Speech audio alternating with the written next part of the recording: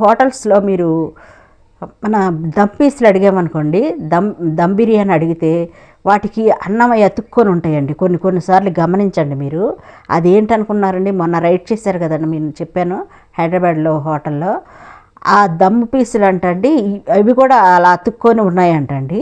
వాళ్ళు గట్టిగా అడిగితే వాళ్ళు ఒప్పుకున్నారంటండి. ఏంటంటే ఇప్పుడు తినేసినప్పుడు మిగిలిపోయి ఉంటాయి కదండి, ఆ మిగిలిపోయిన వాటిని కూడా తీసుకెళ్ళి ఫ్రిడ్జ్లో పెడతారంటండి వాళ్ళు. ఆ మిగిలిపోయిన వాటిని కూడా తీసుకెళ్ళి ఫ్రిడ్జ్లో పెట్టి మళ్ళీ ఎవరైనా మనలాంటి వాళ్ళు వెళ్ళినప్పుడు మనకి మళ్ళీ అవి ఓవెన్లో పెట్టి వేడి చేసి ఇస్తారంటండి. అసలు ఎంత దారుణం అండి ఇలాంటి పరిస్థితులు అండి హోటల్స్.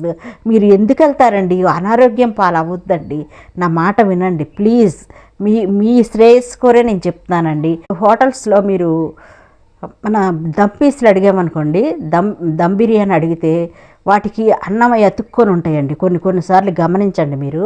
అదేంటనుకున్నారండి, మొన్న రైడ్ చేశారు కదండి, నేను చెప్పాను హైదరాబాద్లో హోటల్లో. ఆ దమ్ పీసులు అంటండి, అవి కూడా అలా అతుక్కొని ఉన్నాయంటండి. వాళ్ళు గట్టిగా అడిగితే వాళ్ళు ఒప్పుకున్నారంటండి. ఏంటంటే ఇప్పుడు తినేసినప్పుడు మిగిలిపోయి ఉంటాయి కదండి, ఆ మిగిలిపోయిన వాటిని కూడా తీసుకెళ్ళి ఫ్రిడ్జ్లో పెడతారంటండి వాళ్ళు.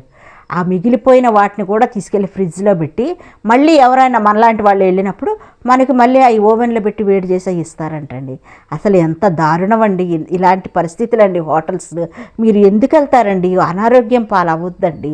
నా మాట వినండి ప్లీజ్. మీ శ్రేయస్సు కోరే నేను చెప్తున్నానండి. హోటల్స్లో మీరు మన దమ్ పీసులు అడిగామనుకోండి, దమ్ బిర్యానీ అడిగితే వాటికి అన్నం అతుక్కొని ఉంటాయండి. కొన్నిసార్లు గమనించండి మీరు. అదేంటనుకున్నారండి, మొన్న రైడ్ చేశారు కదండి, నేను చెప్పాను హైదరాబాద్లో హోటల్లో. ఆ దమ్ పీసులు అంటండి, అవి కూడా అలా అతుక్కొని ఉన్నాయంటండి.